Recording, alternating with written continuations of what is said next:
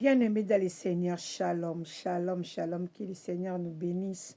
Partout, Bolanda, Yabino, Mama, Tolo Nassé, la femme du roi. Bien-aimés, Tozo Yaka na ba 2 minutes, ba 3 minutes, na biso comme d'habitude.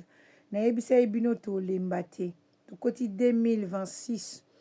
Na 2026, oyo yaya na lina yebisa mutu moko toza na année ya pardon, année à libération, année à oublier. Année à laisser le passé derrière toi. Année à oublier le passé. Bien-aimé, Bible ezobisa biso soto olimbisa te. Nzambe na lola pe akolimbisa biso te. Moto akosa o te. Cette année eza année à distraction te. Cette année eza année à moto azozwi zonga na place. Cette année eza année ya moto azo réconcilier na nzambe. Oko réconcilier na nzambe na nini na pardon. Cette année eza année ya ozo limbisa, ozo bosana, ozo kota na nzela na yo, nzambe azo fungolelo nzela na yo porte polele, sans rancune, sans problème. Tokotanga makomi po biso awa na tolo na se makomi kaka. Tozotanga na Matthieu 6, verset 14. Si vous pardonnez aux hommes leurs offenses, votre Père céleste vous pardonnera aussi. Mais si vous ne pardonnez pas aux hommes, votre Père ne vous pardonnera pas non plus vos offenses. Pardon est la recommandation. Pardon est obligatoire. Nzamba lobi soki yo limbisaka baninga te na mabe oyo basali yo, yebake ye mpe nzamba lola akolimbisa te. Donc tokomi na obligation ya kopardonner, tokomi na obligation ya kolimbisa, tokomi na obligation ya kobosana, tokomi na obligation ya koavancer, tokomi na obligation ya kotika le passé derrière nous. On l'appelle ça le passé. Donc, comme ça, oyeleka, il faut tika oyo, eleka, ezana na sima na yo yaya. Po ete yo fungola nzela na yo. À des fois, tous ça la pardonner, pas nzambe te. To komi lourd, on n'arrive même pas à prier. Parce que ba finga kinga, ba bengana kinga, ba boaka kinga libanda, ba ignora kinga, ba zangisa inga respect. Bayiba kinga, ba beta kinga, ba seka kinga, ba finga kinga. Biloko wana nyo seso ya kovandela biso na épaule. Ezo komisa biso trop lourd pour na kopusa na peme na nzambe. Trop lourd pour na kopusa na se na makolo nzambe toluka nzambe. Bible yebisi biso ba o nyonso boza na ba charge, bo yalango, bo kitisa ngo na ba épaule, bo décharger yango na se na makolo nkolo po ete bozwa libération.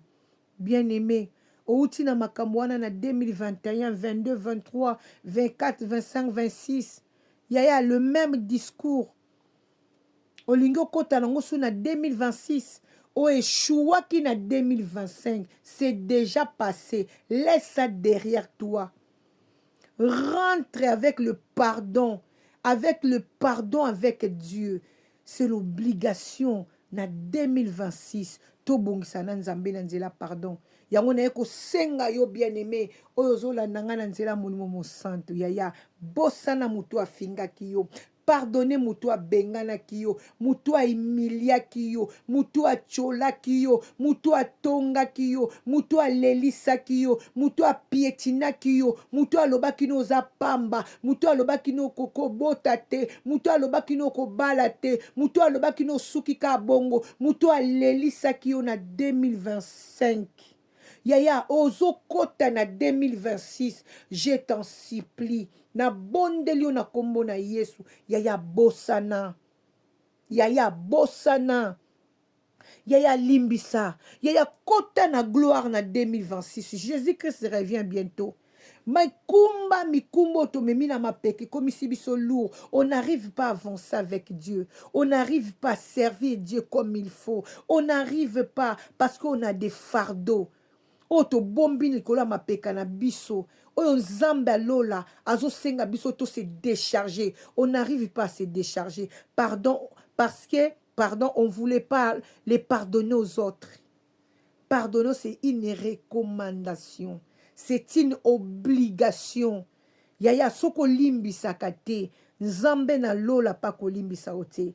Tozo sumuka mikolo na mikolo. To sumukaka même na kotala. To sumukaka bien aimé d'une manière d'une autre. Yango na koyebisa mwana na nzambe. Je parle aux enfants de Dieu. Les enfants de Dieu. Les enfants de mon Père, comme je vous appelle, les enfants de mon Père. Pardonnez-le. Yaya limbisa. Yaya bosana. Yaya sauter na makamususu. Yaya tika bato bazoloba. Batika na sima mukongo na yo. Po ete sika na bango eza na sima. Po bakokaka koya koloba liboso te. Po baokoka te. Molimo ya nzambo eza kati nezo peso ba autorité. Ezo peso ba présence. Bakokoka koya koloba liboso na te lokola baza wana pona koloba na sima. Tika bango kane sika na bango na sima. Avance-toi avec Dieu. Pardonne tout le monde. 2025. To silikaki, to bundaki, to swanaki, to fingaki, to cholaki, to inaki. Yaya, 2026.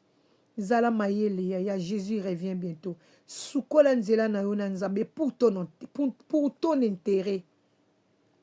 Pour na intérêt ya vie na yo moko.